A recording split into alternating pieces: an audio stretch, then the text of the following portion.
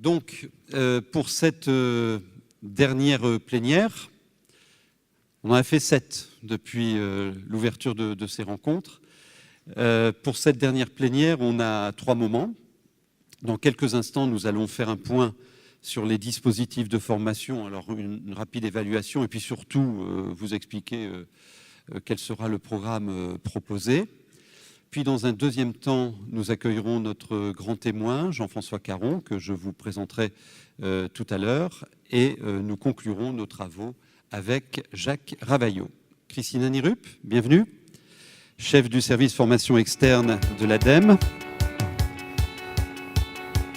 Venez, venez. Voilà, applaudissez la dame. Allez, ouais.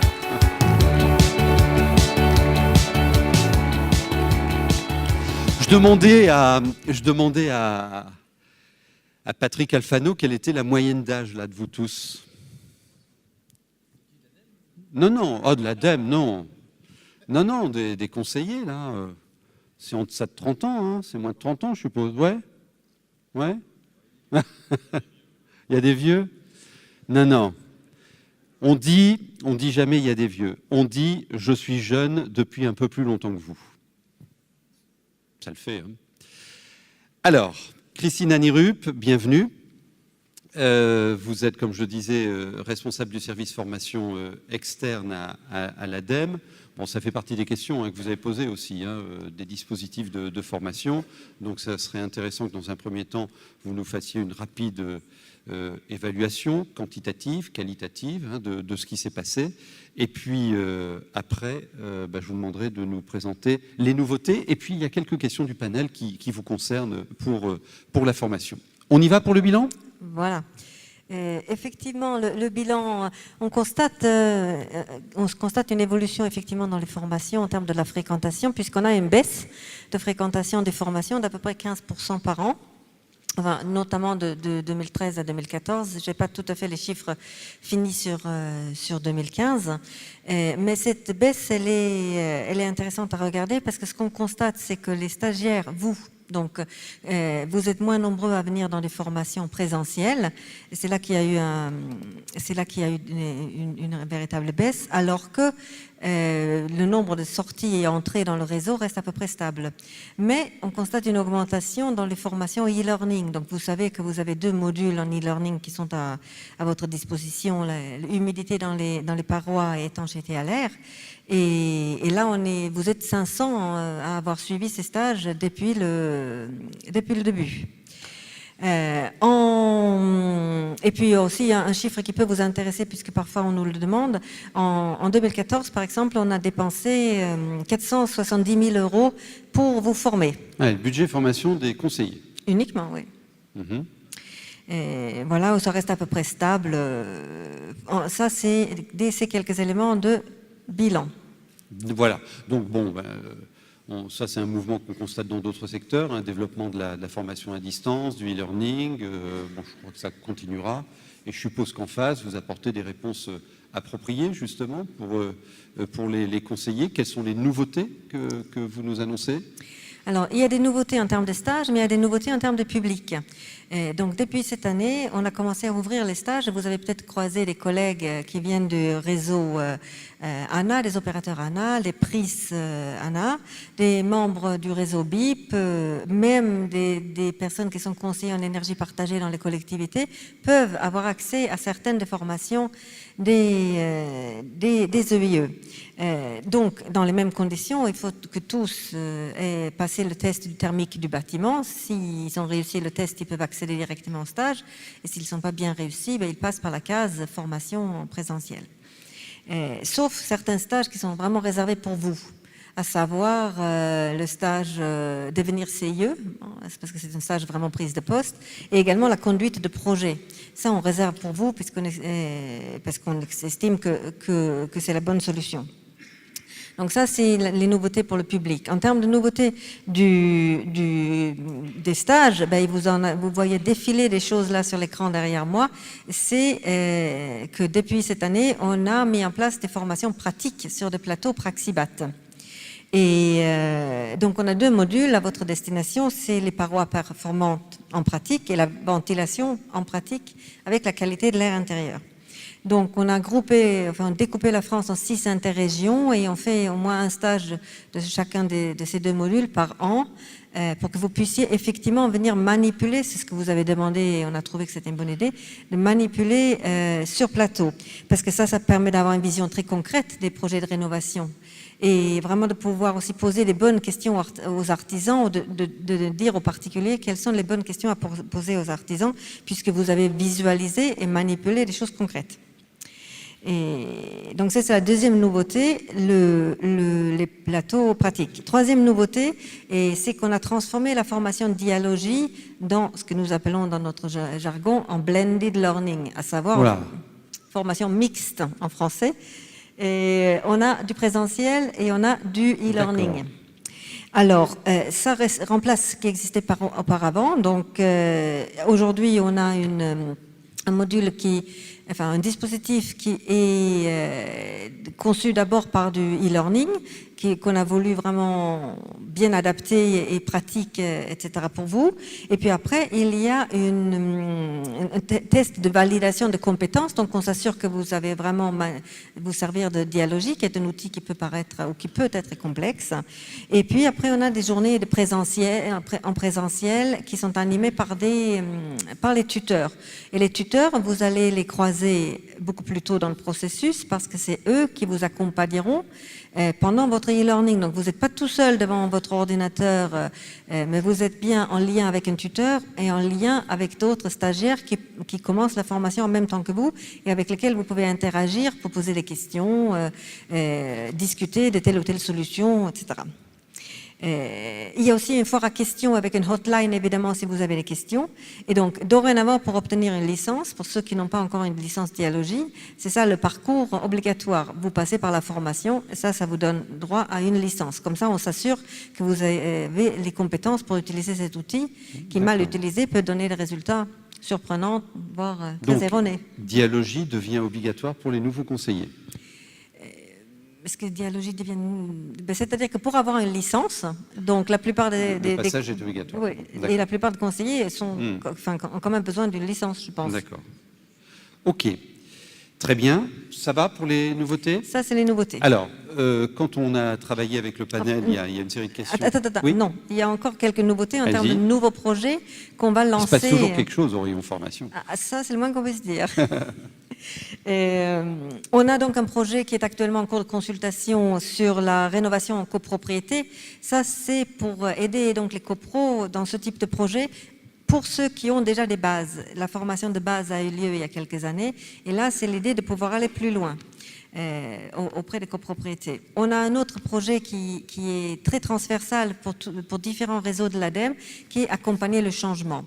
Vous êtes quelques-uns à avoir suivi ce type de formation en Bourgogne, en Alsace et peut-être ailleurs.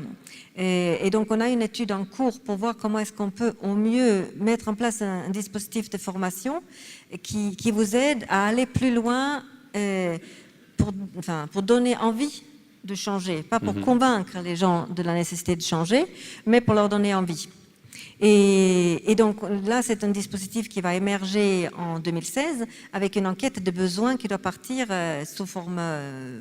vous aurez une enquête à remplir rapidement, dans peu de temps, pour cerner vos besoins, vous, le réseau des conseillers en énergie partagée, les chargés de mission dans le plan climat, les animateurs de plans de prévention ou territoire zéro déchet, etc. Parce qu'on pense que vous avez tous un rôle qui se ressemble et qui mérite formation commune.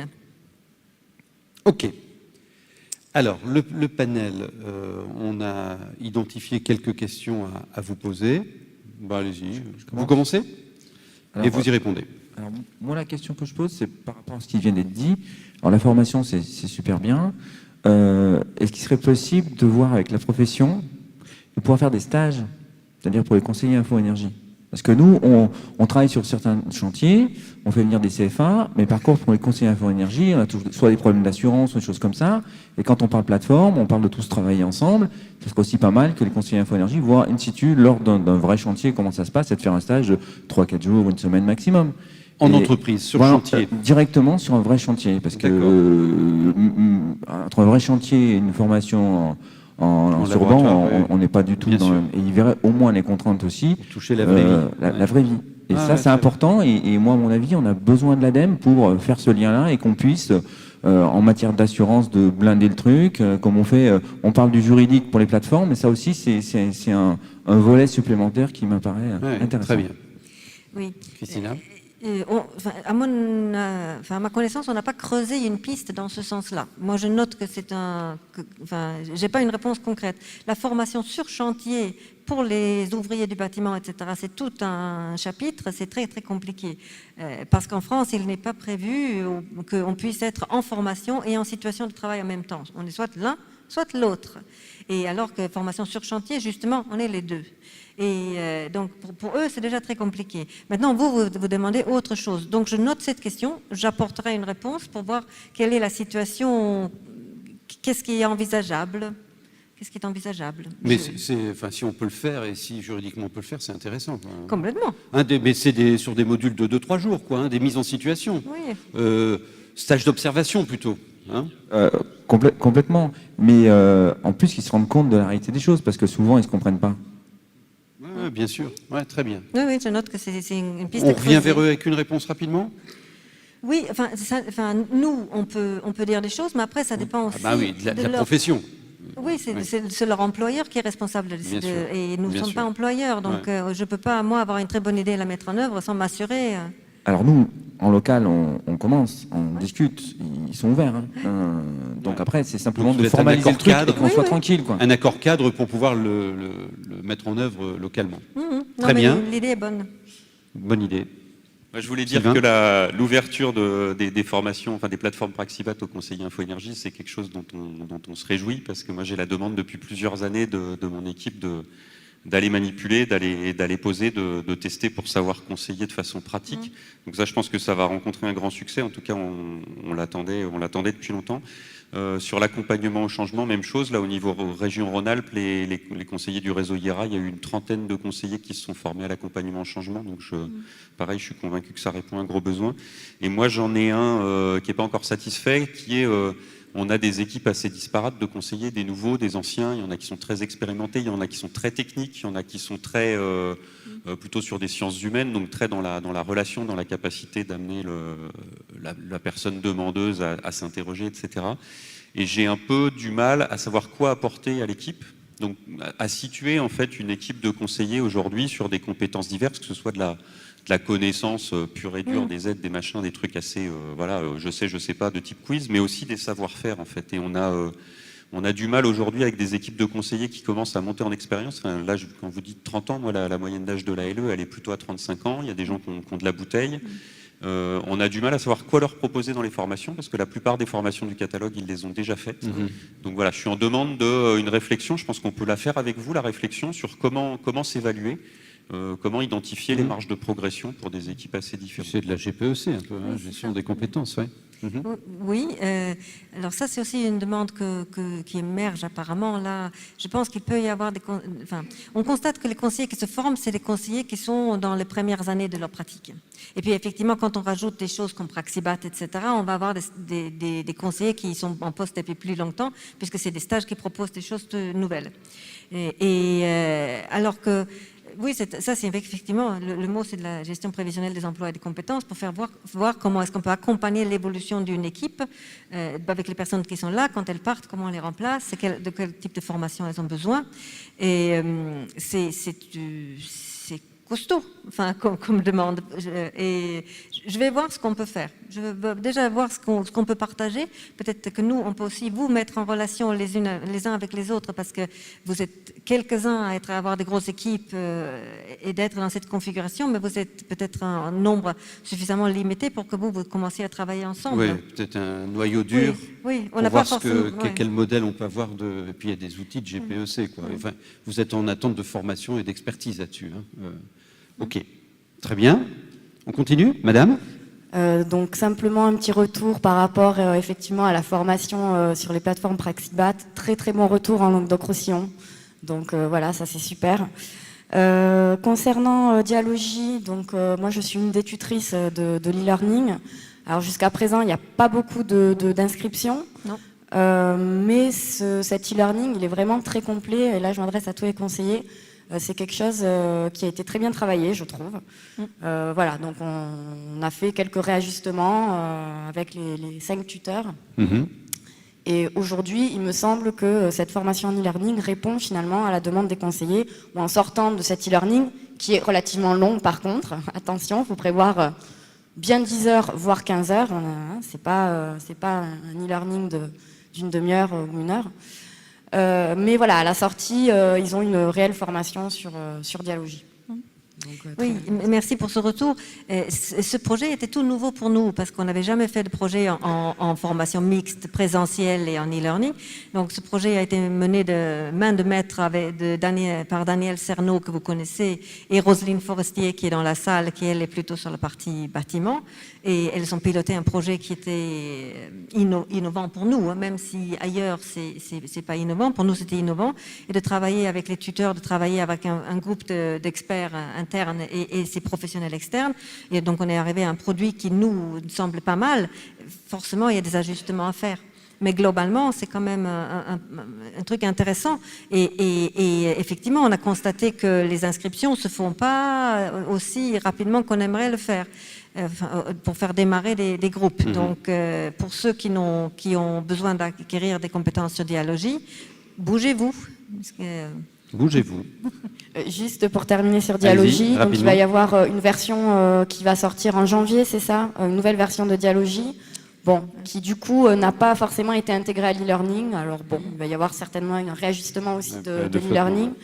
Et en juin, j'ai compris ça, qu'il y avait Dialogie qui allait être encore modifiée pour pouvoir faire la rénovation BBC étape par étape. Donc je ne sais pas si le marché est lancé, mais nous on travaille avec Izuba du coup, et je ne crois pas qu'il soit au courant en tout cas. Voilà, donc je suis un peu étonnée en fait que ça sorte si rapidement au mois de juin. Oui, enfin moi je... Mais elle vous a pas dit l'année. Ah, c'est ça, d'accord, c'est au mois de juin à Dem, ok. Non, mais pour être honnête, moi je ne sais pas exactement dans le détail quand est-ce que tout sort, mais l'inconvénient du e-learning est effectivement qu'il est gravé dans le marbre parce que c'est de l'informatique, c'est des développements qu'on ne remet pas en cause tout le 4 matin. En revanche, quand il y a des changements qui sont absolument essentiels, on fait évoluer le e-learning, ou sinon il y a aussi du tutorat qui permet de dire que dans la nouvelle version, ce qui change, il faut que tu tiennes compte de ça et ça. Donc ça, c'est possible quand les ajustements sont limités. Et on part sur ce principe-là pour l'instant. OK. Encore une question? La dernière? Oui, vous aussi? Rapide alors, hein. Très vite. Alors, juste sur la formation gestion de projet, il y a eu des expériences qui ont été menées. Toutes les régions n'en ont pas eu. Est-ce qu'il y a prévision que ça se déploie dans l'ensemble des régions? Je pense que oui. Enfin, il n'y a pas de raison qu'il y ait des quelle régions... échéance? Je ne sais pas. Non, enfin, c'est-à-dire que nous, c'est un marché qui est en cours. Quand il prend fin, on va le renouveler. Donc, il faut qu'on programme les sessions. Mais il y a pas. Donc, moi, j'ai pas une idée de quelle région ça va former quand, mais c'est pas un souci. Enfin, c'est pour toute la région. Non, il faut qu'on l'organise. Allez, très vite, hein. Très vite. Y a-t-il une volonté de l'ADEME d'étendre l'utilisation de Dialogie aux diagnostiqueurs, en tout cas dans le cadre des plateformes? Nous, en tant que conseiller plateforme, on va avoir un contrôle sur l'étude. Donc on va avoir un support, un rapport qui va être transmis par le bureau d'études. Le conseil va en découler, va y avoir un contrôle on va avoir besoin de mener sur la qualité en fait des J'ai pas tout compris. Alors, étendre Dialogie aux diagnostiqueurs. Oui. Donc ça, c'est votre question. Oui, est-ce que Dialogie, c'est un logiciel que les conseillers Info-Énergie connaissent bien. Le micro. Pardon. C'est un logiciel que les conseillers Info-Énergie connaissent bien. Quelle est la volonté de l'ADEME est-ce que ce logiciel pourrait être utilisé par les diagnostiqueurs dans le cadre des plateformes? Donc, dans certains cas, il y a des régions où l'utilisation de Dialogie est étendue, notamment au bureau d'études, dans le cadre des plateformes. Donc, est-ce que déjà, donc est-ce que les diagnostiqueurs si la région décide, sur la plateforme on décide qu'il faut qu'il y ait d'autres utilisateurs, nous on suit, mais on ne lance pas nous de dispositifs spécifiques vis-à-vis de ces populations-là, on suit ce que font les plateformes. Et parce que là, de toute façon, on est dans une phase un peu de création, donc forcément il y a des ajustements, mais ce qui est important, c'est que les personnes qui utilisent Dialogie soient formées pour le faire. D'accord, parce qu'on a beaucoup parlé de formation des professionnels du bâtiment, mais il y a aussi les bureaux d'études qu'il faut faire monter en compétences. Quoi. Oui. Alors, dernière, très vite. Oui, très très vite. Alors hier, moi j'ai écouté Bruno Legevin qui a dit qu'il fallait s'orienter un petit peu vers une approche un peu plus technico-commerciale. Qu'en est-il de la partie commerciale pour la formation ? Des formations à... On doit donner envie, on doit convaincre. Au profil technico-commercial. Voilà, Oui. pour... Oui, alors, le module accompagner le changement, on va aussi dans ce sens-là. C'est pas accompagner le changement, c'est convaincre les gens. C'est pas du tout la même chose. Oui, mais Le alors, passage à l'acte. Oui. Oui, convaincre, entraîner. Alors là, vous rentrez dans un débat. Convaincre, est-ce qu'on convainc quelqu'un ou est-ce qu'on lui donne envie de faire? Et donc, ce module-là, accompagner le changement, c'est de comprendre pourquoi quelqu'un ne change pas son comportement et de lui donner des pistes et de lui donner envie de changer. Mais il y a des techniques. Attendez, Oui. quand on voit Ça les sera gens qui intégré les soirs dedans. passent chez les gens et vendent des pompes à chaleur à des milliers de francs et que ça marche, je veux dire, ils ont des techniques commerciales de base. Je veux dire, c'est ça qu'il faut faire aujourd'hui. C'est pas pour leur vendre de la daube, c'est pour les faire avancer, pour les faire... Enfin, je sais pas moi. Mais parfois, quand même. Hein. Bon, on peut dire des gros mots quand même un peu ou pas? Oui, non, mais ça, c'est une discussion, un débat dans lequel je ne rentrerai pas. Eh ben, le Non, mais patron, il a donné l'axe. Hein. Moi, je suis désolé. Est-ce qu'on peut entendre de s'assurer que dans ce module-là, on ait bien cette approche, et c'est vrai qu'il y a des techniques technico-commerciales. Quoi, Non, dans le module lui-même, on n'est pas sur du technico-commercial, mais Eh ben, vous êtes plusieurs à avoir suivi ce module-là, Sylvain. On a des choses semblables. C'est la dernière. Ouais, hein, alors on a non, tout mais le temps. l'approche, la formation, la formation d'accompagnement au changement montée par IRA, c'est pas du tout une entrée commerciale. Et je D'accord. pense que Donc c'est une demande. je pense que ça aurait été Ok. très difficile de lui mettre la casquette Ouais. commerciale. Enfin, on aurait Non, eu un fait. Je sens que la salle frémit là. Ouais. Enfin, moi, je partage en partie le point de vue de Richard. Hein, pour être D'accord. jusqu'au bout, on doit affronter la question de est-ce qu'on a une vocation Mhm. à convaincre. Je pense que ce débat-là, il faut qu'on le D'accord. traite sérieusement, parce qu'on est neutre et indépendant, mais on veut quand même que les gens ils fassent du BBC Renault. Mhm. Donc on n'est pas si neutre et indépendant Ouais, que ça. c'est- On n'est pas neutre. On veut qu'ils fassent du BBC Renault. Moi, j'en ai rien à foutre qu'ils changent leurs fenêtres Mhm. et qu'ils mettent du réglementaire. C'est pas ma mission, c'est pas de faire du contrôle réglementaire. Donc on sait ce qu'on veut, mais en clair. même temps, on dit non, on va juste les accompagner à prendre, à être le plus informés pour prendre la meilleure décision. Et voilà, il y a, voilà, Ok. ce que je veux dire, voilà, c'est que c'est un Non, vrai mais débat. à On peut prendre pas en l'avoir compte. maintenant. Hier, Il y a peut-être besoin d'avoir un minimum de culture commerciale quand même, Mhm. et c'est peut-être pas cette faut prendre en formation. compte. Quoi. Ouais, et puis Bruno Legevin a insisté là-dessus hier. Très bien. Merci beaucoup. Merci à vous. Je vous conseille le film Les Portes de la Gloire avec Benoît Poelvoorde. Il y a des techniques commerciales extraordinaires. Vous aurez tout compris. Là. Merci. Et on peut l'applaudir hein, pour les nouvelles qu'elle nous a apportées. Alors, le comité le COPIL, comme on dit, qui a préparé ces rencontres, quand on a bossé là-dessus, on s'est dit, tiens, on est à une semaine de la COP21, ce serait intéressant qu'on donne aussi cet éclairage à la communauté que vous représentez. Et une personne, une action, une démarche se sont imposées pour partager avec nous la transformation. Et ça se passe sur les territoires, on l'a bien dit hier. Hein, et c'est Jean-François Caron, et on a le plaisir de l'accueillir aujourd'hui. Bienvenue Jean-François.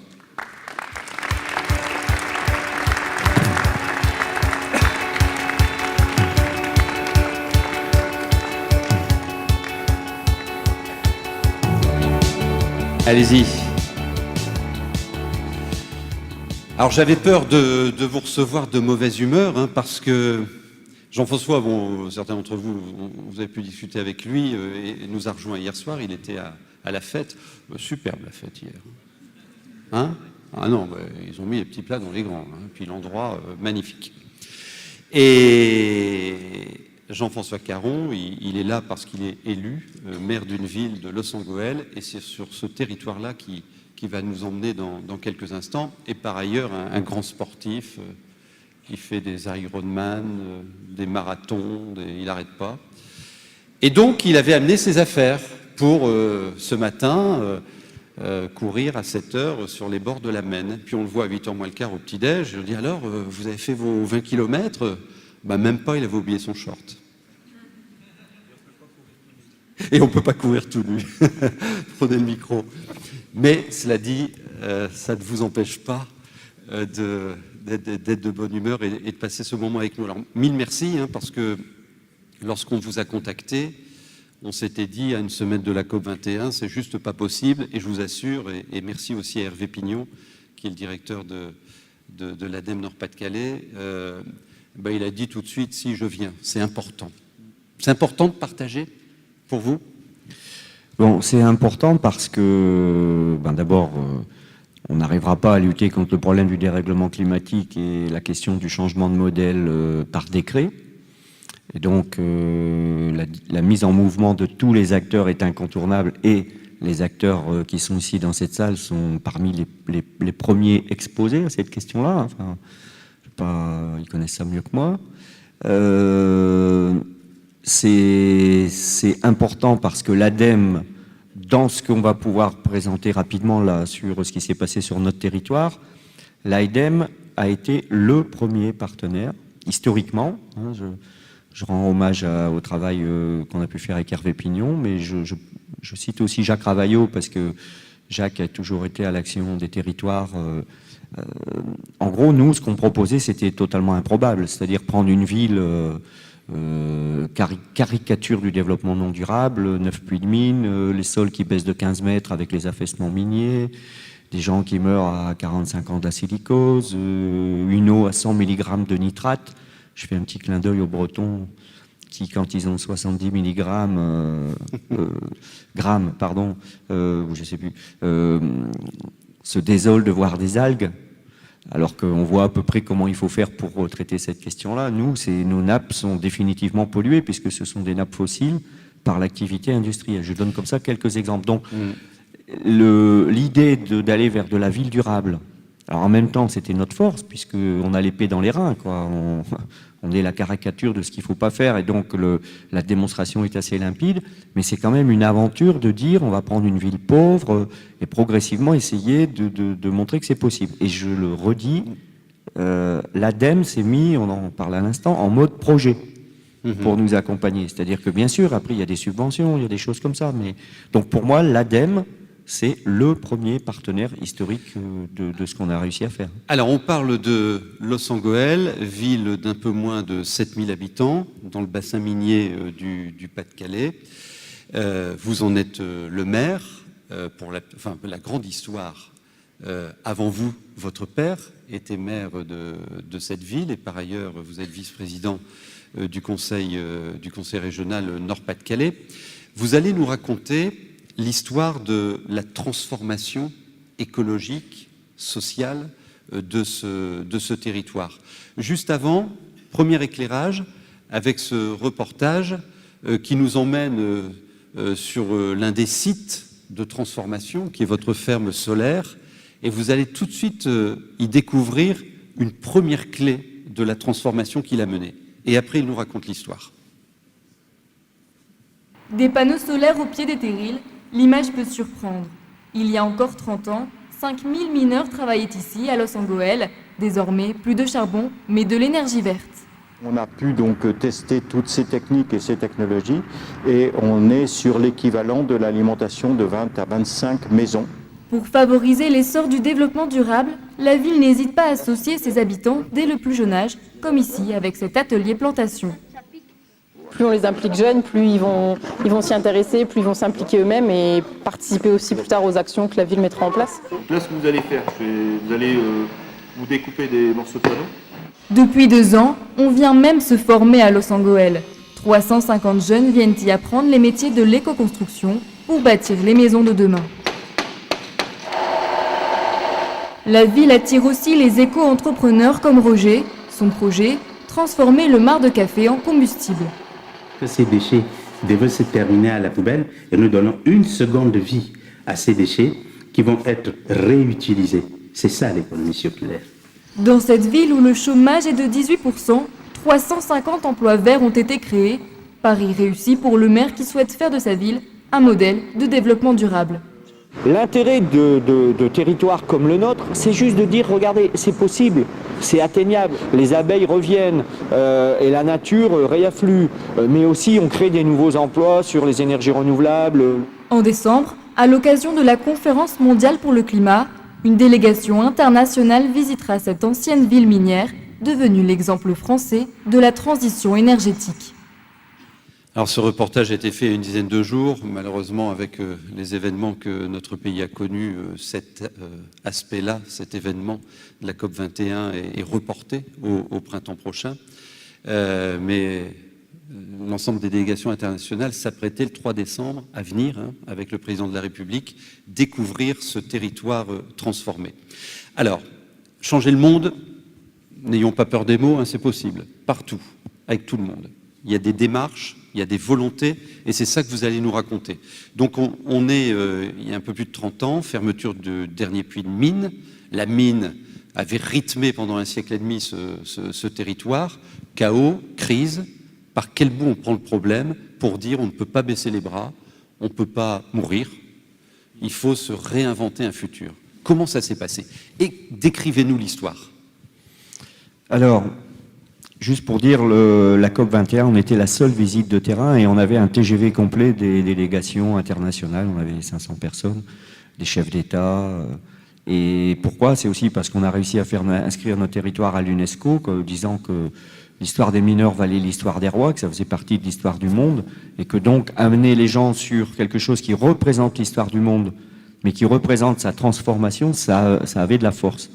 C'est un peu le résumé de ce qu'on fait depuis maintenant 20-25 ans. En fait, ce qui s'est passé, c'est que, pour des raisons culturelles, parce qu'il y a un terreau particulier que je n'ai pas le temps de décrire ici, quand on a perdu nos 220 000 emplois de mineurs, en gros, il y a eu deux attitudes. 98% du territoire, c'était on rase tout, on veut ressembler à tout le monde, il faut se normaliser.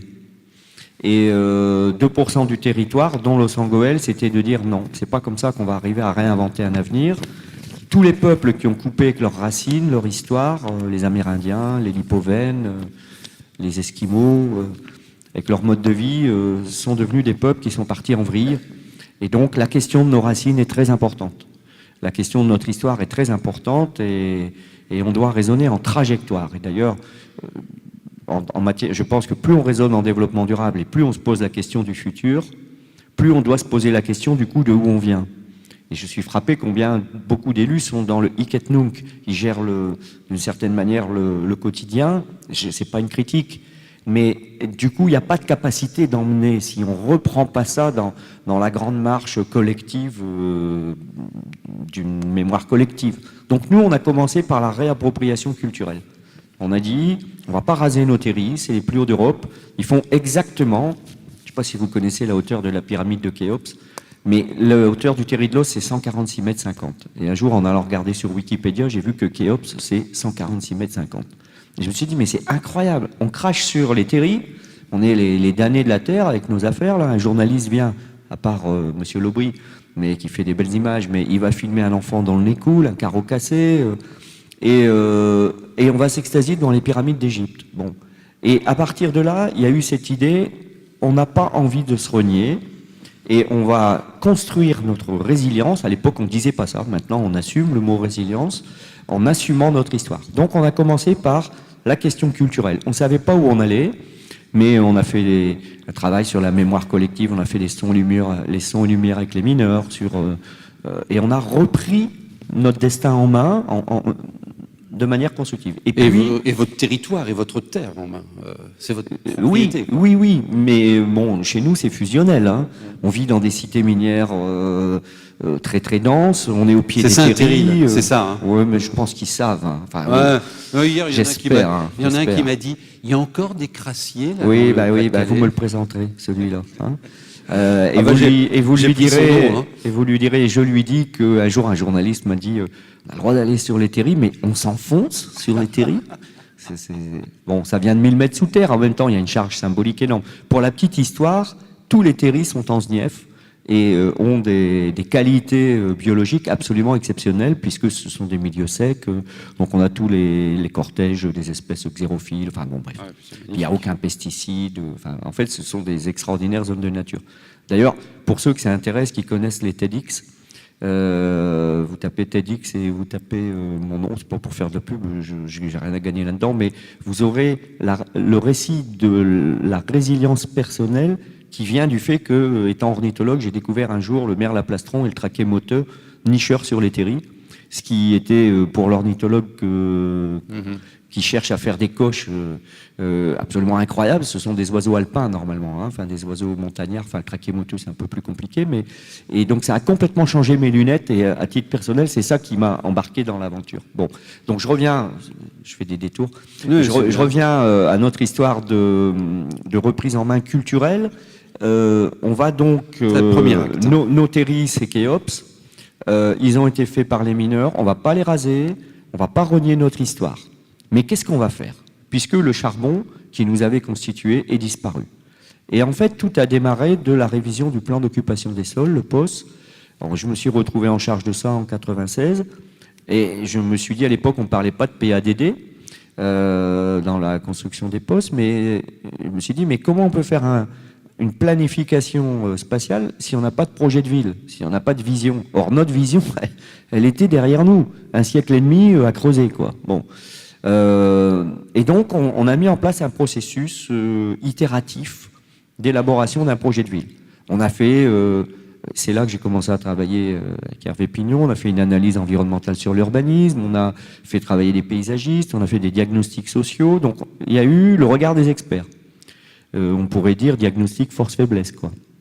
Il y a eu tout un travail participatif avec la population, les habitants, les commerçants, les agriculteurs, etc. Puis bien sûr, il y avait le point de vue des élus. Et entre ce trépied-là, on a fait émerger progressivement une vision de notre vision de la ville à terme. Et ça commençait par traiter toutes nos séquelles. Nos maisons étaient chauffées au charbon, c'est pour ça qu'on est devenu au lieu de l'éco-construction, c'est parce que le charbon était gratuit. Dans les maisons des mines, s'il y en a des gens du Nord ici, ils voient ce que je veux dire. Je prends toujours cette image dans la maison de mon grand-père. D'un côté de la porte, les souris pouvaient rentrer, d'ailleurs elles rentraient, et de l'autre côté, la porte, elle frottait, parce que les maisons avaient bougé avec les affaissements miniers et que toutes les fenêtres étaient bougées. Et dans une maison des mines, puisqu'on parlait tout à l'heure de courir tout nu, si vous êtes à côté du poêle, vous êtes en slip. Si vous êtes à 2 mètres du poêle, vous êtes habillé normalement. Et si vous êtes à la porte, vous avez un manteau. Parce que ce sont des passoires, c'était pas le sujet, on avait le charbon à volonté. Donc, on a fait apparaître dans notre projet de ville d'abord la correction de nos défauts. Notre eau est complètement pourrie, donc la protection de la ressource en eau va devenir absolument stratégique. Et on a généralisé la récupération des eaux partout, et ça fait aujourd'hui quasiment 15 ans qu'on ne consomme plus d'eau potable pour les usages de la ville. Tout vient des eaux de pluie récupérées. Et alors, ça signe un peu la suite, c'est quand moi j'ai développé ça, je me suis dit je vais me faire engueuler par les habitants, un maire écolo qui met de l'argent pour des cuves, pour récupérer l'eau, bon, c'est des conneries tout ça, enfin c'est marginal, quoi. Et puis à ma grande surprise à la buvette du stade de foot, parce que c'est là que ça se joue, hein, beaucoup, en évitant de boire trop de bière, enfin il y a le café, je raconte cette histoire-là, j'essaye de tester l'appropriation. Et là, les gens me disent mais pourquoi vous ne l'avez pas fait avant ? Et là, j'ai commencé à comprendre qu'en fait, il y a beaucoup de choses qui relèvent du bon sens pour la population. Et bon, ben ça, il y a une forme de pensée unique sur la façon de gérer les aménagements, etc. Et finalement, il y a une capacité à bouger beaucoup plus importante qu'on ne croit. Donc on le voit auprès des bénéficiaires qui bossent. Hein. Donc on a généralisé la récupération des eaux, on a commencé à faire des co-constructions. Les 2 premiers appels d'offres ont été infructueux, c'était en 1997. Aucune entreprise voulait répondre. C'est quoi ce truc-là? HQE, fallait expliquer les cibles, bon. Mais du coup, on a commencé à développer des expertises là-dessus, en mairie. Et par exemple, les bailleurs sociaux venaient nous voir en disant, bon, HQE, on sait que si on veut travailler à l'os, il va falloir qu'on fasse ça. En gros, bon, on va être obligé.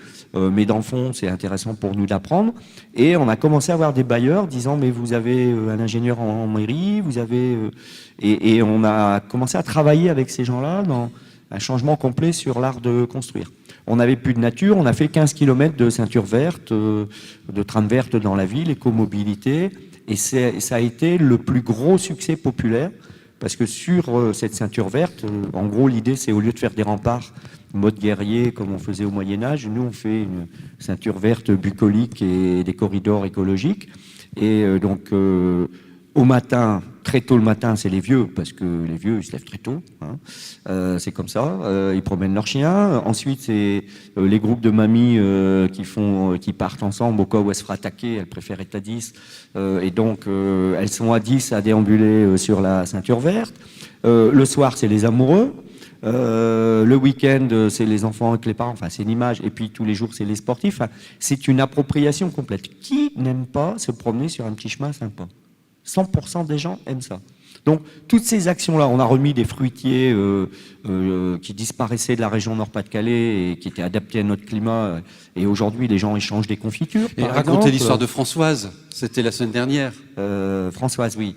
J'y étais, j'ai vu. Il y a 3 semaines, j'arrive devant chez moi et puis juste sur mon paillasson, il faisait noir et j'ai failli marcher dessus, un pot de confiture et un post-it collé un peu n'importe comment avec une écriture hésitante. Donc je regarde le post-it et c'est marqué: Monsieur le maire, je vous offre ce pot de confiture de cassis et de myrtille grâce aux plantations que vous avez mis en œuvre sur la place Mortier, qui est une ancienne cité minière.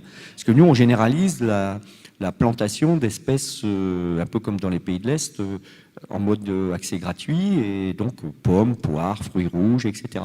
Et donc il y a maintenant un espèce de réseau d'échange de confitures, parce que le fait que ce soit en accès libre, c'est comme si les gens avaient envie de rendre l'échange. Enfin, c'est pas pareil que si c'est quelque chose que vous avez acheté, quoi. Et donc ça crée du lien. Bon, alors c'est des petites choses, hein. Ce sont des tout petites choses. Du coup, je lui ai ramené un pot de compote de pommes, puisque chez moi, c'était ça qu'on faisait. Voilà. Et elle était ravie, et tout le quartier en a parlé, et c'était hyper sympa. Bon.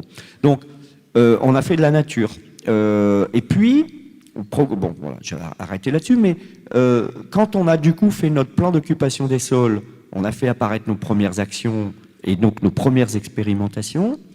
Ensuite, je suis arrivé maire en 2001, et donc là, on a cherché à généraliser, c'est-à-dire pas seulement faire des coups de correction, mais essayer de penser un modèle qui serait durable, c'est-à-dire à la fois humainement nourri du vivre ensemble, le lien plutôt que le bien, pour résumer, quoi, pour reprendre la formule d'Edgar Morin, et puis de montrer qu'on pouvait se développer et créer des nouvelles activités en étant respectueux de la planète.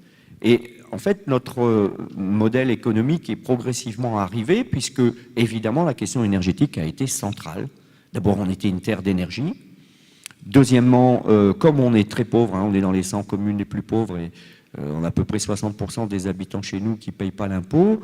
La précarité énergétique, je peux vous dire que ça fait des années qu'elle est dans mon bureau. Moi, je vais vous donner, mais les conseillers savent ça, hein, je pense, mais je vais vous donner une anecdote. Un jour, je reçois un monsieur Blanchet, qui vient me voir et il me dit le CCAS m'a refusé 30 €. Bon, enfin, déjà 30 €, quoi.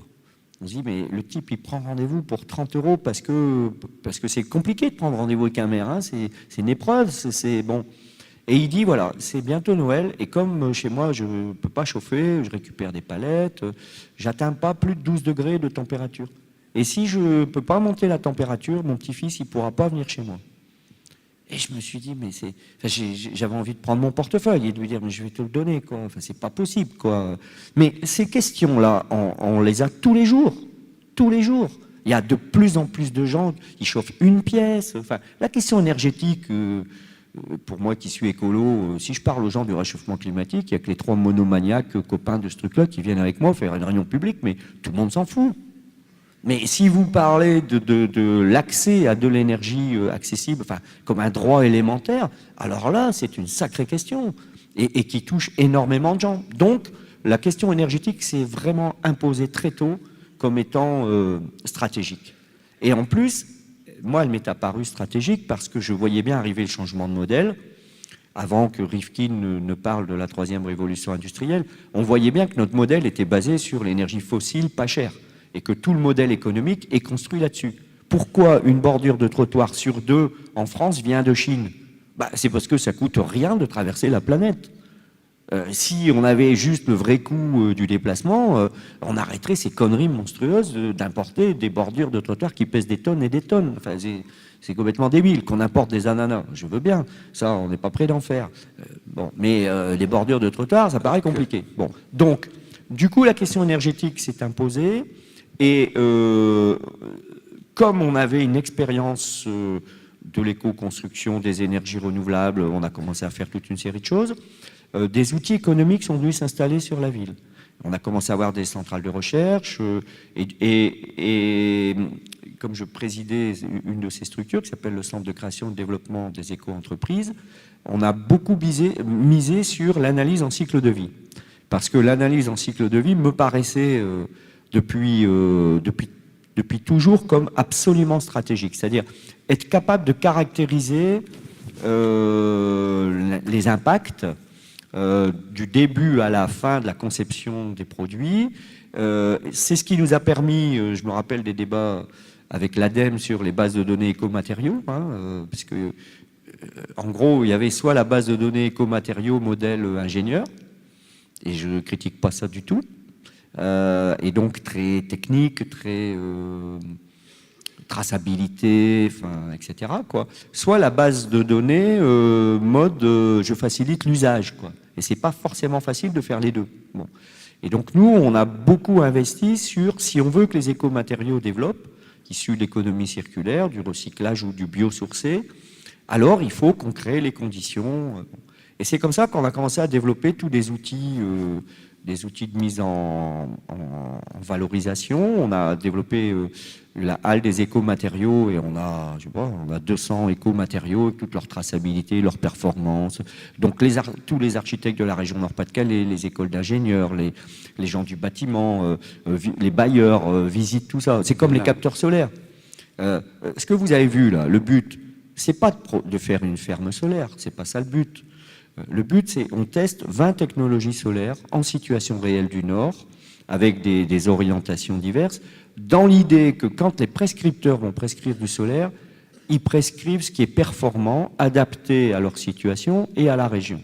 D'ailleurs, pour la petite anecdote, puisque madame, j'ai entendu, était du Languedoc-Roussillon, bien que vous n'ayez pas beaucoup d'accent, mais je vous crois, un peu, je vous fais juste une petite blague. Mais lui, on est à peine à 10% inférieur aux performances en solaire par rapport à votre région, d'une part parce qu'on n'utilise pas forcément les mêmes technologies, mais aussi parce que dans le Nord, il pleut régulièrement. Et qu'on s'est aperçu que les capteurs solaires avaient des problèmes de fonctionnement avec la poussière et que quand ils étaient lavés régulièrement par les petites pluies, finalement, ils étaient plus performants. Conclusion, notre centrale d'expérimentation et de mise en vitrine, elle a permis de développer des marchés, elle a permis aux maîtres d'ouvrage de choisir la bonne utilisation solaire et donc de ne pas avoir des contre-performances. Et malheureusement, on s'est pris entre deux les allers et retours, le yo-yo sur les aides au solaire et tout, et donc ça reprend. Mais pour dire que des outils de ce type sont des outils qui sont en même temps de la recherche, comment on peut décliner la recherche, et des outils d'aide au passage à l'acte pour passer au solaire. Donc on l'a fait sur tous les écomatériaux, et actuellement, dans ce volet économique, on a énormément d'opérations de ce type. On a réhabilité une ancienne maison d'ingénieurs des mines. On va la voir. Ah bon on la regarde tout de suite ? Ok. On y va. Voilà sans doute la maison du futur. Une maison passive, faite des derniers matériaux en date et ultra performants en matière d'éco-réhabilitation. Cette maison d'ingénieurs des mines de 1920 a été totalement réhabilitée du plancher à la toiture. Elle est un exemple concret de l'éco-rénovation. Ces performances doivent permettre une réhabilitation future de l'ensemble des logements miniers. Là, maintenant, on sait exactement sur tel type d'habitat ce qu'on va plutôt privilégier comme type de matériaux et combien ça va nous coûter et combien on aura à l'arrivée.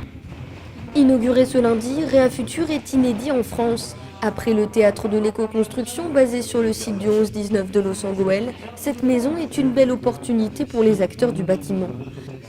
Une façon de se mettre à la page dans un contexte environnemental et économique qui change. J'ai trouvé effectivement de la ouate de cellulose, des isolants comme du chanvre, que je ne connaissais pas trop. Ils ne sont pas très développés dans le Nord-Pas-de-Calais.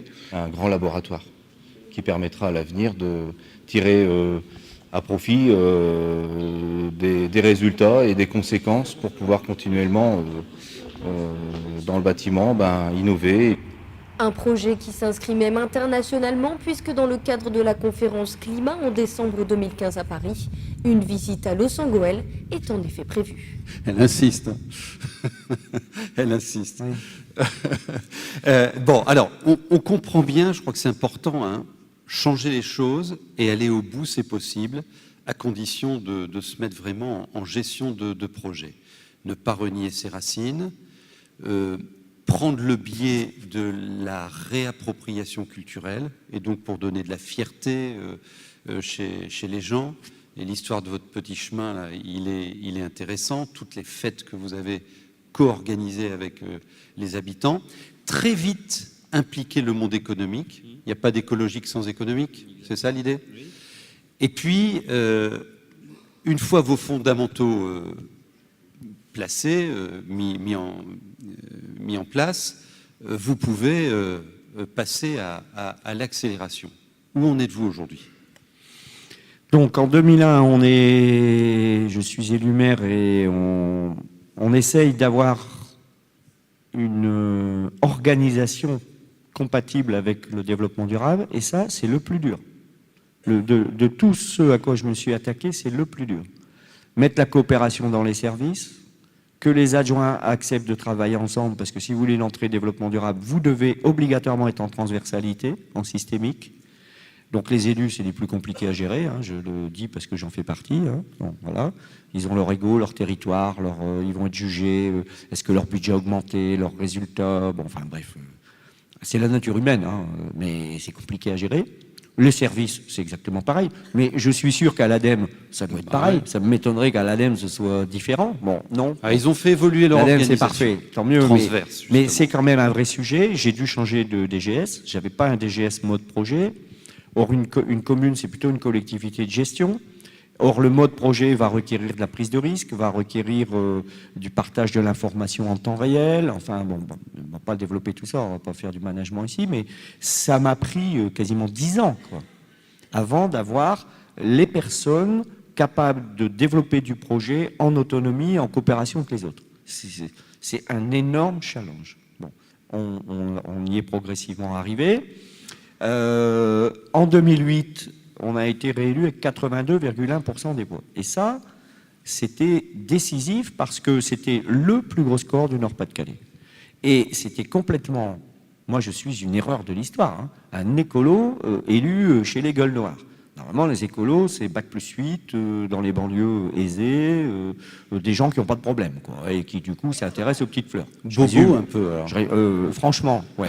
Alors, moi, je dis toujours, mais si seulement je pouvais avoir un tout petit peu de bobo, un tout petit peu de riche, c'est ce qu'on appelle la mixité sociale.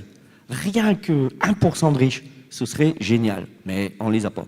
Donc, le fait d'avoir fait 82%, ça fait un choc dans la région, parce que certes, le maire devait être sympa, enfin, voilà, hein. Non, si, il est sympa. Bon, mais il offre des bières. Mais il y en a plein des maires sympas. Enfin, je veux dire, des gens qui sont empathiques. Bien sûr. C'est pas ça.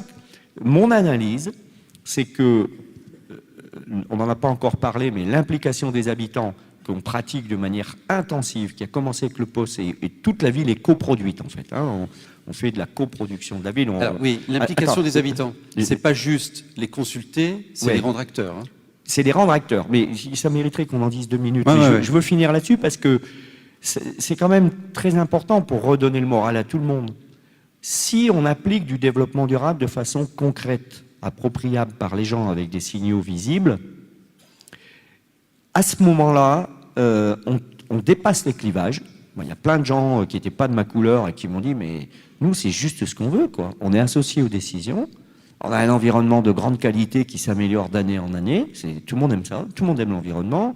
Et en plus, vous en faites de l'innovation et de la création d'activités. En gros, on s'inscrit dans l'avenir. C'est juste ce que je veux pour ma ville, moi. Donc, le fait qu'on ait réussi ça sur un développement durable, revendiqué, bon, moi je suis quand même dans ma région assez visible sur ces questions-là, donc ça ne s'est pas fait dans le dos des gens. Ça veut quand même dire que la société française aujourd'hui est en attente d'une vraie politique de développement durable qui va dépasser les limites du modèle actuel et qui fait apparaître des nouveaux possibles. Bon. Donc à partir de là, on est devenu, on nous a appelé ville pilote du développement durable. Au début, on disait non, puis maintenant, on ne dit plus rien. Et on dit oui, on est pilote. Enfin, au bout d'un moment, on a fini par dire bon, ok. On a commencé à avoir plein de chercheurs qui sont venus. EDF vient nous voir en demandant de développer ça. GDF veut développer ça. Enfin, et donc, le monde économique est arrivé. La Fédération du bâtiment a demandé si elle pouvait faire à Loos son village Ville Avenir sans technologie de l'éco-construction sur 6 maisons. L'objectif n'était pas de faire les maisons les plus performantes possibles, ça c'est à la portée du premier venu, hein, comme disait un de nos anciens collègues de Coq, c'est comme l'eau potable, hein. L'eau potable il y en aura toujours, hein. On peut faire de l'eau potable avec du purin. Le tout, c'est le coût de l'eau potable. À quelles conditions et socialement, comment c'est acceptable? Vous pouvez faire une maison qui produit tout ce qu'on peut imaginer. Le tout, c'est avec quel argent et est-ce que c'est reproductible? Donc, la question de tous ces nouveaux modèles économiques qui apparaissaient, nous étions référents. Ça nous a permis de développer un volet économique de plus en plus ambitieux, des partenariats de plus en plus décalés du paysage ordinaire public-privé. Et donc la Fédération du bâtiment, quand elle a fait Ville Avenir, son objectif c'était que tous les lycées professionnels de la région et toutes les entreprises du bâtiment de la région viennent pendant le chantier.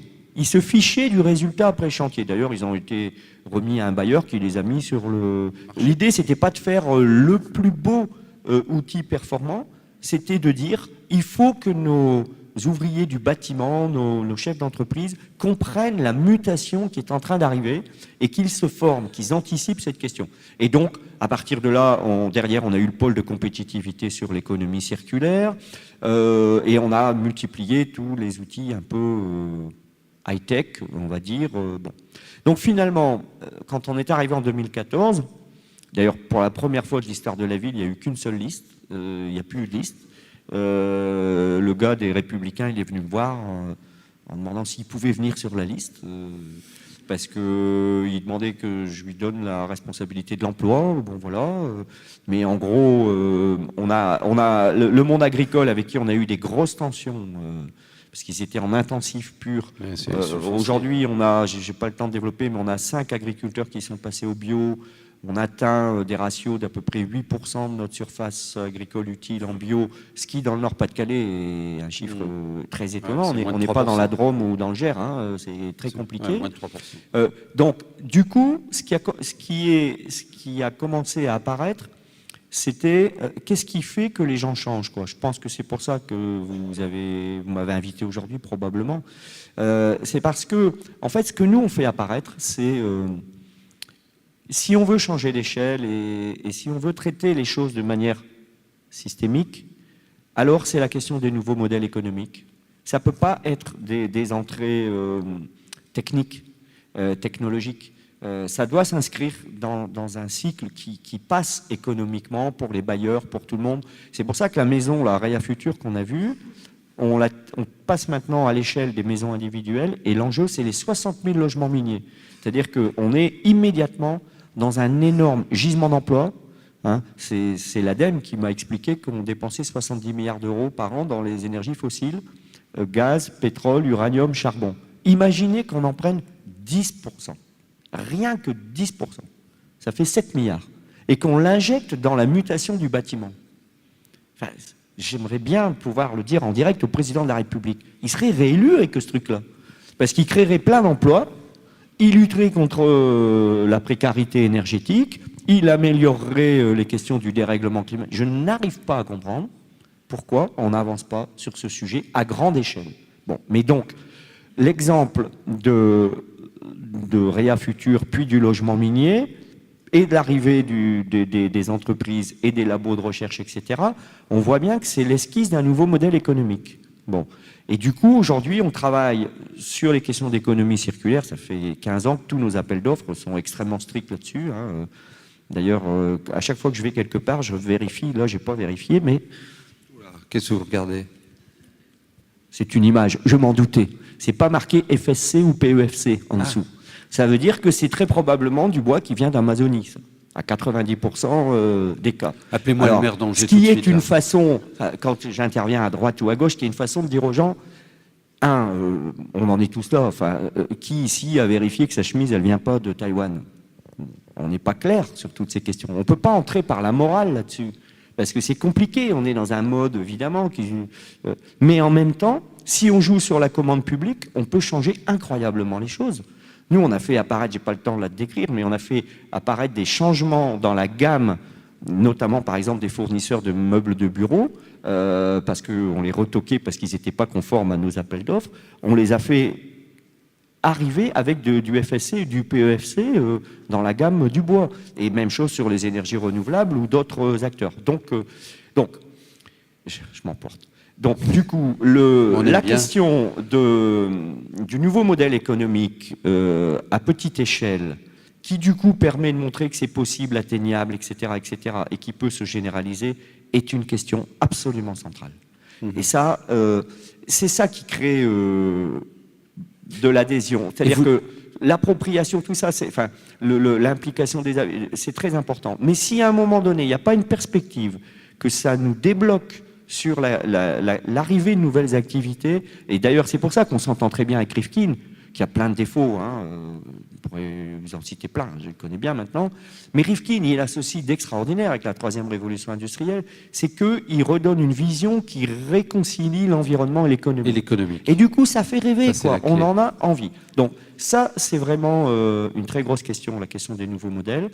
Et l'autre question, c'est essayer d'analyser les ressorts de la conduite de changement. Aujourd'hui, après 20 ans, nous, on peut regarder cette question. Qu'est-ce qui fait que ça a fait bouger des gens ou pas? Bon, alors, exemple, l'implication, la responsabilisation des acteurs, la mise en situation. Si, d'ailleurs, c'est un peu le problème de notre salle ici, même si vous avez globalement l'air attentif. Il y en a qui sont un peu en cerveau reptilien et en arrière, bon, mais c'est normal, ils finissent leur nuit. Mais il y en a qui sont très présents avec nous, là, je le vois bien. Qu'est-ce que ça change? C'est une image, bien sûr, dans la façon de parler. C'est comme un match de foot, on en parlait hier soir. Si vous êtes en arrière, en gros, c'est cause toujours, tu m'intéresses. Si vraiment c'est intéressant, je vais t'écouter. Mais à un moment donné, qu'est-ce qui fait qu'on se met en avant? Qu'on engage? Qu'est-ce qui fait qu'une équipe de foot, elle va se mettre à jouer? Et à jouer collectif et avec de l'engagement. C'est ça la question. Donc, par rapport à la mutation dans laquelle on est, qu'est-ce qui fait qu'on crée l'implication des acteurs? C'est quoi les ressorts de ça? Alors, je vous en donne un exemple très loin des questions énergétiques. Tu as peut-être une image, en général, quand j'ai un truc comme ça, tu dis, je vais mettre une image. C'est l'écharpe. Oui, on l'a vu. Tu as l'écharpe. Bon. Pour l'accueil des délégations de la COP21, moi, j'avais une énorme crainte. Je me disais, mais les gens vont dire, attends, on fait venir des Chinois, des gens du Sri Lanka et tout, on va leur payer à manger, nous, on est pauvres, ils vont boire du champagne, on va se prendre une claque de choc de culture, quoi. Les grands du monde et nous, les pauvres gens, quoi. Bon. Et on a repris cette idée d'une écharpe qui avait été faite collective il y a quelques années, et on a fait un appel à ce que les dames, mais il y a quelques hommes qui sont venus aussi, il ne faut pas être sexiste, se sont mises à tricoter des écharpes. Puisque comme on faisait venir les délégations, enfin, on aurait dû, moi, mon idée, c'était, on va surtout pas les mettre au chaud. S'ils sont venus sur le terrain, c'est pour être sur le terrain. Donc il faut qu'ils aillent dans les cailloux, on va les déposer sur le terri, que vous avez vu tout à l'heure, et ils vont descendre à pied du terri. Et comme on est au mois de décembre, bah oui, il va faire froid, forcément. Et on l'assume. Et donc, on s'est dit, mais on va leur donner de quoi survivre à la descente du terri, quoi. Et nos mémés se sont mises à tricoter des écharpes. Les mamies tricoteuses. Et t'es venu avec moi faire quelques images. Le groupe des dames au foyer logement, c'est devenu leur rendez-vous journalier. elles tricotent, elles parlent, etc., etc. Et quand on leur demande, qu'est-ce qu'elles disent? Elles disent, bon, oui, il y a des gens qui viennent, oui, bon, si c'est vrai, ça avance dans le bon sens. Elles ne sont pas trop capables de dire, elles disent souvent, c'est du bon sens. Et puis, comme me l'a dit un jour une vieille mémé, je marchais à côté d'elle, et d'un seul coup, elle me dit, vous savez, monsieur le maire, vous avez raison. Bon, sur quoi? Ça m'intéressait. Ça ne peut pas durer, ce monde-là. Ça ne peut pas durer comme ça. C'est-à-dire qu'il y a une conscience aiguë dans la population, notre modèle de gaspillage, notre modèle de jetable, notre modèle d'individualisme. Confusément, c'est comme si on était dans une addiction à tout ça, enfin on y est tous. Moi je prends souvent l'image, je fais du vélo, et tous les ans je regarde s'il y a des nouveaux vélos, j'ai envie de les acheter, quoi. Donc on est là-dedans, dans cette addiction à la consommation. Et en même temps, c'est pas ça qui nous rend heureux. Et la façon dont cette dame, elle n'était pas capable de dire, elle disait ça ne peut pas durer. Moi, je le ressens très fort.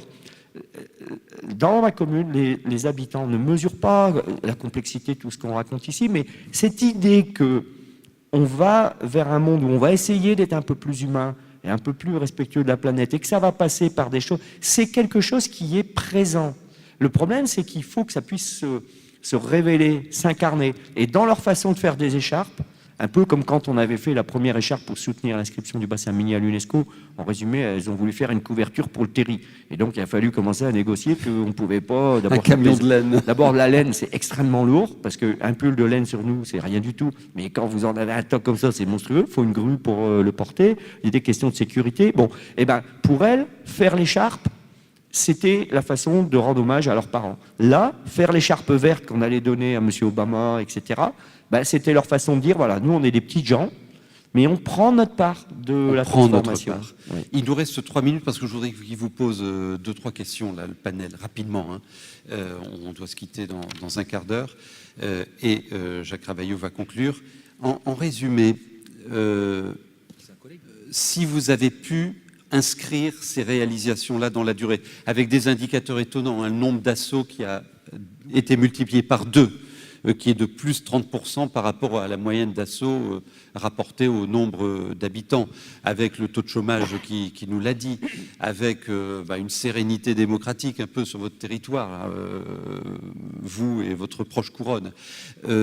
Si vous aviez à nous résumer les conditions de la pérennité de la transformation. Alors, d'abord... Parce que ce n'est pas des coups que vous avez fait, c'est une démarche. Hein. Oui. Si on arrive, puisqu'on est à la conclusion... d'abord, on a de la chance, nous, parce que ça fait 30 ans qu'on est dans la merde et qu'on est obligé de s'en sortir. On a un taux de chômage maximum, on n'a pas le choix. Et ça, c'est quelque chose qui est en train d'arriver ailleurs en France. On est en train de comprendre que le modèle s'effrite et que ça ne va pas pouvoir durer. Et donc, ce qui est intéressant, c'est que nous, on a des leçons de résilience qu'on a dû faire qui peuvent être utiles dans la compréhension des mécanismes de qu'est-ce qui fait qu'on arrive à changer, certes sur du temps long, mais enfin 20 ans, ça reste acceptable. Donc on met ça dans une logique de résilience, on le revendique. On le revendique. D'ailleurs, on a sorti un bouquin autour de la question de la résilience. Hein. Il y en a un autre sur la méthode développée à Los Angeles et qui peut donner des ressorts sur résilience des territoires, quoi. Bon, ce qui... Du coup, on essaie d'analyser c'est quoi le code source, puisqu'il y a des équipes de chercheurs. Actuellement, il y a une thèse, par exemple, sur capacitation citoyenne. Comment les habitants reprennent du pouvoir d'agir sur eux-mêmes, sur leur environnement général. Et alors, notre code source, d'abord, c'est un socle de valeurs, c'est-à-dire qu'on assume toute notre histoire et on ne cherche pas à se renier de notre histoire. On ne peut pas demander à des gens de changer en leur disant mais vous êtes des moins que rien, reniez-vous. C'est pas possible. Donc ça, je pense que c'est vraiment un des exemples de la leçon de Los Angeles. C'est pour ça que moi j'ai toujours été en désaccord complet avec les écoquartiers dans les betteraves, quoi. Parce que si l'écoquartier il n'est pas au cœur de la ville, c'est comme s'il y avait quelque chose de merveilleux qui arrivait, et puis tous les habitants de la ville regardent ça en disant mais c'est pas pour nous, quoi. C'est pour les jeunes brillants, c'est pas pour nous, et on n'emmène pas avec ça. Bon. Donc, notre socle de valeurs est une pensée en trajectoire, je l'ai beaucoup décrit. Et puis, nos 3 piliers, c'est quoi? C'est une vision et des petits cailloux blancs. Alors, je prends toujours cette image, c'est-à-dire il faut une étoile qui nous fait rêver, quoi. Hier, on rentrait du repas et on regardait la cathédrale et je disais, voilà, ça c'est une étoile. On la voit de loin, elle brille, elle fait envie, enfin plus ou moins selon les gens, ça dépend. Mais une étoile, ça fait rêver. Et on a un manque dramatique de rêves et de nouvelles imaginaires actuellement. L'ancien modèle de développement est mort, le nouveau modèle n'est pas encore apparu, du coup on n'a pas d'imaginaire qui permet aux gens de se projeter dans l'avenir. Il faut arriver à caractériser un peu ce nouveau modèle et c'est un peu l'étoile qui brille. Mais si vous avez que l'étoile dans le ciel, on ne peut pas y aller. Et s'il n'y a pas les petits cailloux blancs qui mènent à l'étoile, on est dans la sidération. Le toit de l'église en solaire, c'est un petit caillou blanc. Ça ne change pas la face du monde, c'est un petit caillou blanc. Le pot de confiture, c'est un petit caillou blanc, et ainsi de suite. Et donc ça permet d'avoir une mise en mouvement progressive. Donc l'étoile et les petits cailloux blancs. 2, l'implication des acteurs, mais j'ai essayé, on fait tout en coproduction, on fait des systèmes 50-50, c'est-à-dire que, en gros, alors j'ai une formule lapidaire, mais comme il reste une minute, participation vraiment sans responsabilisation égale piège à con. Si c'est juste pour réunir des gens pour leur dire qu'est-ce que vous voulez, c'est juste monstrueux, quoi. C'est les cahiers de doléances et on croit qu'on va acheter de l'action publique en disant je veux.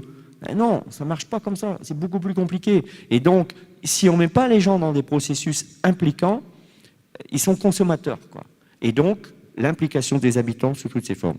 Et la troisième entrée de notre code source, c'est travailler en systémique.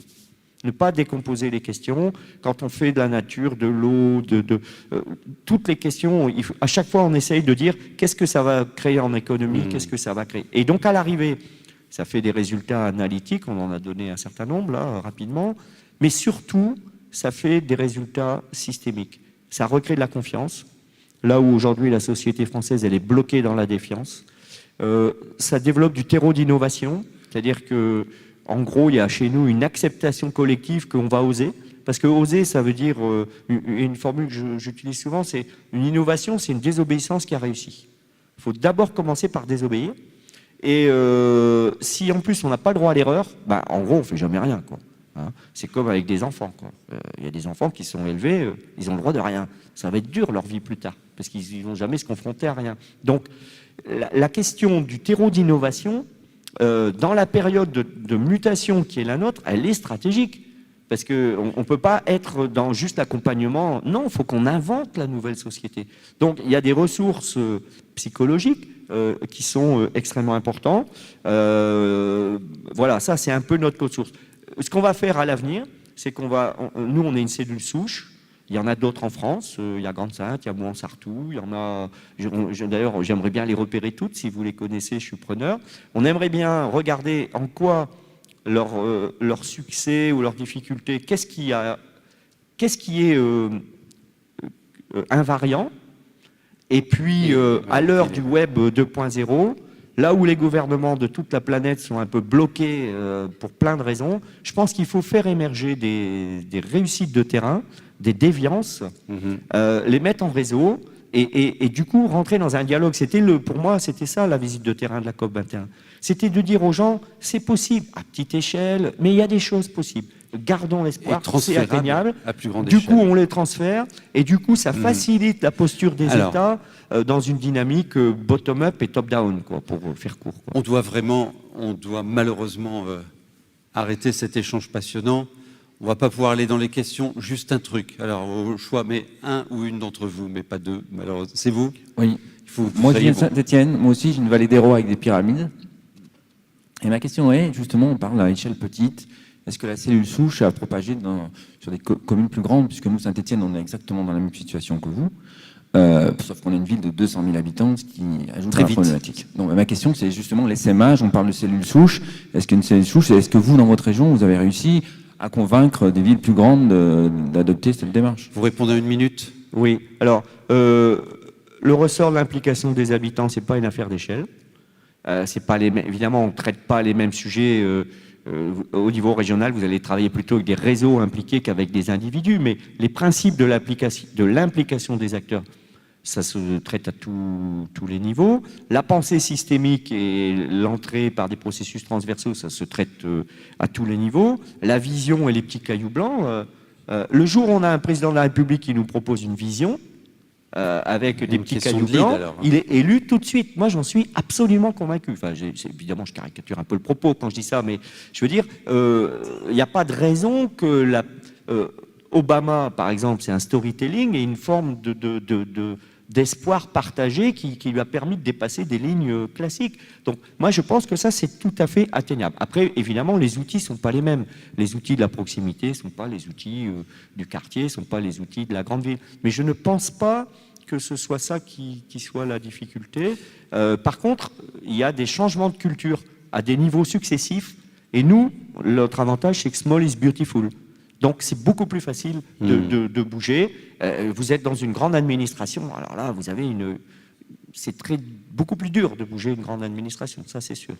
Vous avez oublié un phénomène, enfin une condition, c'est aussi le lead, celui qui emmène, quoi. Enfin, oui. Vous Alors, avez porté le truc. Mais forcément, dans les déviances, ça va passer par des individus, toujours. Et même, les collectifs sont extrêmement importants, mais les collectifs font émerger des questions de leadership. Ouais. Leadership, c'est pas forcément un individu, hein, mais ça fait partie. Oui, ça fait partie. Par contre, j'ai oublié un mot qui est décisif, c'est le mot désir. Si je voudrais que vous gardiez juste une image, c'est que on n'y arrivera pas si le développement durable, c'est une addition de contraintes, quoi. Il faut, comme dit Pierre Radin, commencer à aimer le XXIe siècle. Et si on ne met pas du désir dans les années qui viennent, de l'envie de réaliser des choses, alors on n'aura pas la conduite de changement. Donc arrêtons d'y aller en regardant derrière le frein à main serré et essayons de remettre du désir dans tout ce qu'on fait. Je ne sais pas comment les conseillers peuvent mettre du désir, mais c'est leur job. Hein, c'est leur job. Agent du désir. Merci beaucoup, Jean-François Caron. Merci. Alors, tu peux rester là. Ouais, okay.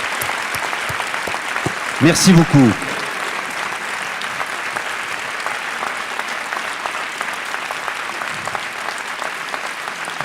Ça le fait, là. Hein.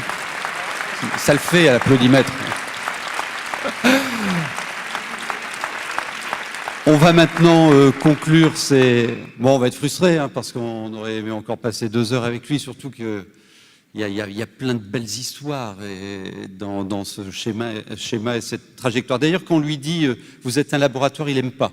Vous avez le terme de base avancée, hein, parce qu'il y a la notion de reproduire maintenant, hein, et d'être dans le monde réel. Mille merci. Sans transition, comme dirait l'autre, je vais appeler Jacques Ravaillot au pupitre pour conclure nos rencontres nationales. Bienvenue, Jacques.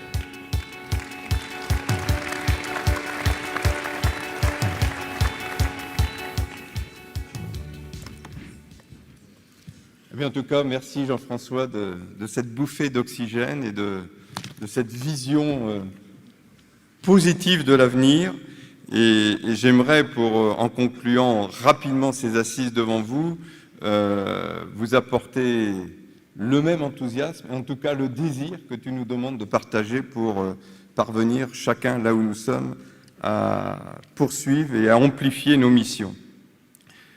Je voudrais tout d'abord souligner une chose au terme de ces travaux que vous avez menés pendant 2 jours, que cette manifestation nouvelle qu'on avait voulu comme telle, c'est-à-dire mêlant à la fois la dynamique des plateformes et celle des espaces info-énergie, que cette dynamique nouvelle qu'on a conçue avec vous en partenariat avec un comité de pilotage qui a été rappelé plusieurs fois, avec la présence d'un panel très actif aux côtés de l'animation et avec l'ensemble des partenaires, et quelque chose pour nous une expérience intéressante, et je vous le dis tout de suite, qu'on entend renouveler au moins annuellement. Elle nous montre aussi que nous sommes dans une dynamique très forte, une dynamique nouvelle. N'en déplaise quelquefois à certains, nous sortons de notre confort d'EIE pour aller véritablement créer une nouvelle aventure et gagner des espaces nouveaux, et ça c'est tout à fait important. Et nous représentons certainement, quelque part, un groupe humain qui est en plein mouvement, qui est en pleine interrogation, mais qui est aussi en créativité, et il est important que nous puissions demeurer et être encore plus créatifs pour gagner cette transition énergétique. Pendant cette période, beaucoup d'entre vous l'ont rappelé, la loi de juillet a été pour nous le franchissement, notamment dans le domaine du bâtiment, d'un cap très important, d'un immense pas en avant qui nous reconfigure sur de nouvelles règles, même si les règles en question, si le cadre qu'elles posent n'est pas totalement confortable pour chacun d'entre nous. D'ailleurs, ce n'est pas l'objet de la loi de rendre chacun dans son confort. Et je voudrais mettre 3 messages en avant pour être bref. D'une part, un message de professionnalisation, c'est-à-dire que l'engagement que nous avons à prendre ensemble pour gagner ce nouveau pari de mise en place des plateformes de la rénovation, du conseil de proximité auprès des particuliers dans le bâtiment, passera par, c'est un message que vous connaissez déjà en tant qu'IE, parce qu'on l'a déjà dit à ces tribunes-là, mais un renouvellement de notre professionnalisation sur un métier qui est en train d'évoluer, qui s'élargit, qui se complète, qui s'enrichit, mais l'exigence de professionnalisation est essentielle pour être crédible auprès de chacun des conseils, pour les conseils que nous donnons et auprès de chacun des particuliers. Et véritablement, l'ADEME sera à vos côtés, autant que faire se peut, pour gagner cette bataille de la professionnalisation, puisque beaucoup de ces expériences seront surveillées, voire critiquées, et il ne faut pas être pris au piège, je dirais, d'un mauvais professionnalisme. Deuxième message, et Jean-François le rappelait, véritablement, même si ça gêne, on le voit bien dans notre façon d'échanger depuis 2 jours, nous sommes dans une phase d'expérimentation. Et ce mot d'expérimentation a tout son sens sur le fait que les règles dans lesquelles nous allons évoluer professionnellement ne sont pas totalement établies, elles sont à construire. Et le fait de les construire, c'est de les co-construire les uns avec les autres, dans un espace de jeu que la loi a effectivement défini, mais dans un espace de jeu où les équipes qui vont évoluer, comme on l'a dit au cours de ce séminaire, de ce colloque, comme le président l'a rappelé dans son intervention, où les équipes qui vont être sur l'espace de jeu vont être plus nombreuses, et nécessairement plus nombreuses pour obtenir nos objectifs, et dans lequel il faut inventer non seulement des règles, mais laissons les règles un peu de côté, aussi des schémas de jeu. C'est-à-dire qu'entre nous, entre nouveaux acteurs, il y a véritablement à sortir de notre confort de tous les jours pour aller à la rencontre de nouveaux acteurs, que ce soit les professionnels, le monde bancaire, le secteur du privé. Même si vous représentez une assise publique pour l'essentiel, il va falloir accepter de se frotter au privé pour mieux travailler et gagner, je dirais, mon 3e message, qui est celui de l'accélération et de la massification. Et cette accélération, cette massification, elle ne peut pas se faire sur nos propres forces d'aujourd'hui, elle se fera nécessairement en allant chercher, je dirais, beaucoup d'autres forces qui doivent se mettre derrière cet objectif de la rénovation énergétique de l'habitat. Et en même temps, nous sommes sur un domaine où nous avons une chance énorme, c'est-à-dire, c'est peut-être approximatif ce que je vais dire, mais je pense que c'est l'un des secteurs d'activité, le bâtiment, où l'engagement sur la transition énergétique est peut-être le plus facile.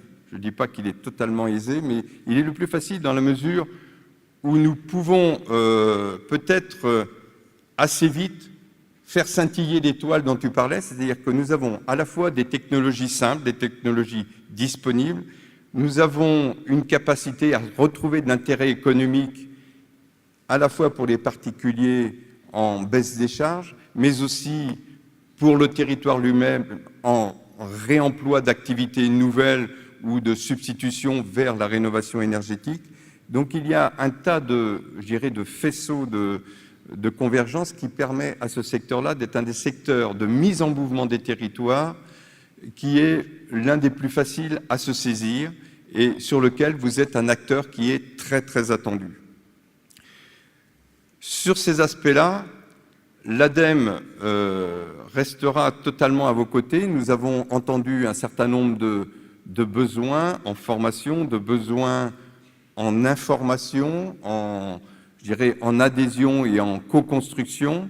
Et nous nous engageons sur l'année 2016 avec les équipes, pas que les miennes, mais les équipes qui travaillent au sein de l'ADEME dans toutes les directions, à pouvoir, je dirais, mieux travailler avec vous dans un copil peut-être rénové et réétudié en termes de participation, mais aussi, comme certains vous l'ont proposé en termes de réponse, à pouvoir, y compris, accompagner plus explicitement quelques expérimentations sur le terrain, quand nous sommes justement en capacité d'audace pour aller se frotter à ce qu'était la règle antérieure et à laquelle il faudra certainement bousculer ces règles pour trouver un nouveau chemin. Et c'est vrai qu'on prend des risques tous ensemble, mais ces risques, il faut savoir, je dirais, les prendre, et nous serons à vos côtés pour, y compris sur les aspects juridiques et techniques, voir au cas par cas comment on peut, je dirais, vérifier si nos hypothèses de travail peuvent se vérifier et peuvent se généraliser ensuite. Dernier élément qui nous paraît assez important et fondamental de cette accélération que la loi permet, c'est que le jeu que je vous évoquais, le schéma de jeu général, est profondément modifié par la loi. On en a parlé un peu, mais je pense que c'est véritablement la révolution à venir, c'est-à-dire que aujourd'hui, ce qui était vécu essentiellement comme une mission d'État, c'est-à-dire que l'État était sur le domaine du bâtiment, la loi le transfère progressivement et de façon claire aux conseils régionaux qui devront, dans l'année à venir, dès que les exécutifs seront en place, monter des programmes régionaux d'efficacité énergétique, un service public de l'efficacité énergétique.